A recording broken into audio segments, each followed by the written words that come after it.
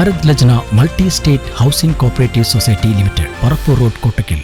സംസ്ഥാന സർക്കാരിന്റെ അതിദാരിദ്ര്യമുക്ത കേരളം പൊള്ളത്തരമെന്ന് നജീബ് കാന്തപുരം MLA. പെരിന്തൽമണ്ണയിലെ പഠന റിപ്പോർട്ട് MLA പുറത്തുവിട്ടു. സംസ്ഥാന സർക്കാർ അതിദാരിദ്ര്യമുക്ത കേരളം പ്രഖ്യാപിച്ചതിന് പിന്നാലെ പെരിന്തൽമണ്ണയിലെ 2871 SC വീടുകൾ കേന്ദ്രീകരിച്ച് നടത്തിയ സാമൂഹ്യ സാമ്പത്തിക വിദ്യാഭ്യാസ സർവേ പുറത്തുവിട്ടിരിക്കുകയാണ് നജീബ് കാന്തപുരം MLA. കോളനി എന്ന പേരുമാറ്റി മണ്ഡലത്തിലെ സദ്ഗ്രാമങ്ങളെ ശാക്തീകരിക്കുന്നതിന്റെ തുടക്കമെന്നോണം 3 മാസങ്ങൾക്ക് മുമ്പ് നടത്തിയ പഠന റിപ്പോർട്ടാണ് സർക്കാരിന്റെ പൊള്ളത്തരങ്ങൾ തുറന്നു കാട്ടുന്നത്. പെരിന്തൽമണ്ണ താഴേക്കോട് പഞ്ചായത്തിലെ കുന്നുമ്മൽ സദ്ഗ്രാമത്തിൽ വെച്ച് നടത്തിയ പത്രസമ്മേളനത്തിൽ സർക്കാരിന്റെ പ്രഖ്യാപനത്തിന് ശേഷവും അതിദയനീയമായ ജീവിത സാഹചര്യത്തിൽ കഴിയുന്ന കുടുംബങ്ങളുടെ ചിത്രങ്ങൾ MLA പുറത്തുവിട്ടു. പെരിന്തൽമണ്ണ നിയോജക മണ്ഡലത്തിലെ 4676 SC കുടുംബങ്ങളിൽ 2871 വീടുകളിലാണ് പഠനത്തിന്റെ ഭാഗമായി സർവേ നടത്തിയത്. 348 സൽഗ്രാമങ്ങളിലായിരുന്നു പഠനം. ടോയ്ലറ്റ്, സാനിറ്റേഷൻ, ഹൗസിംഗ് ഇൻഫ്രാസ്ട്രക്ചർ, തൊഴിൽ ഉപജീവനം, ആരോഗ്യം, മെഡിക്കൽ റിപ്പോർട്ട് എന്നീ 4 മാനദണ്ഡങ്ങളാണ് പരിഗണിച്ചത്. സംസ്ഥാന സർക്കാരും ഇതേ മാനദണ്ഡങ്ങളാണ് പരിഗണിച്ചുവെന്ന് അവകാശപ്പെടുന്നത്. പെരിന്തൽമണ്ണ നിയോജക മണ്ഡലത്തിലെ 6 പഞ്ചായത്തുകളിലും മുനിസിപ്പാലിറ്റിയിലുമായി 2871 SC വീടുകളിൽ നടത്തിയ സർവേ റിപ്പോർട്ട് സമകാലിക കേരളത്തിന്റെ ഏറ്റവും ദയനീയ മുഖം വ്യക്തമാക്കുന്നതാണെന്നും MLA പറഞ്ഞു. ഭൂരിഭാഗവും പഴയതോ താൽക്കാലികമായി പൊളിഞ്ഞതോ ആണ്. 99% നിങ്ങൾ നോക്കണം, താമസയോഗ്യമാണെന്ന് സർട്ടിഫൈ ചെയ്യുന്ന 99% വീടുകളും സൗകര്യങ്ങളില്ലാത്ത വീടുകളാണ്.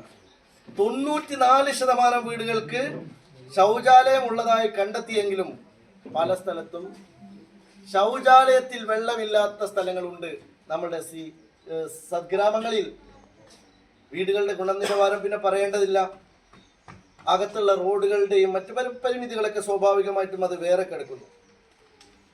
താഴേക്കോട് അതുപോലെ തന്നെ മേലാറ്റൂര് പഞ്ചായത്തുകളിൽ ഏറ്റവും കൂടുതൽ ഭവന ആരോഗ്യ പ്രശ്നങ്ങൾ കൂടുതലാണ്. ഈ 2 പഞ്ചായത്തും ഭരിക്കുന്നത് LDF ആണ്. പക്ഷെ ഞാൻ LDF ഭരണസമിതിയെ കുറ്റപ്പെടുത്താനല്ല ഞാൻ ഇത് പറയുന്നത്.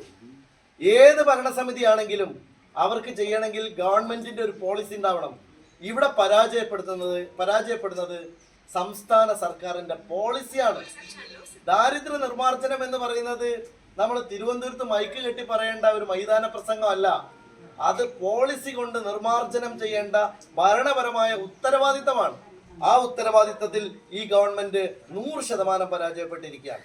വർഷങ്ങളായി വീടില്ലാത്ത, ടാർപോളിൻ വലിച്ചു കെട്ടിയ ഷെഡിൽ താമസിക്കുന്നവർ, ടോയ്ലറ്റ് ഇല്ലാത്തവർ, ജീവിത വരുമാനവും സ്ഥിര ജോലിയുമില്ലാത്തവർ തുടങ്ങി അതിദാരിദ്ര്യയുടെ മാനദണ്ഡമായി പരാമർശിക്കപ്പെട്ട നിരവധി കുടുംബങ്ങൾ ഇതിൽ നിലനിൽക്കുന്നുണ്ട്.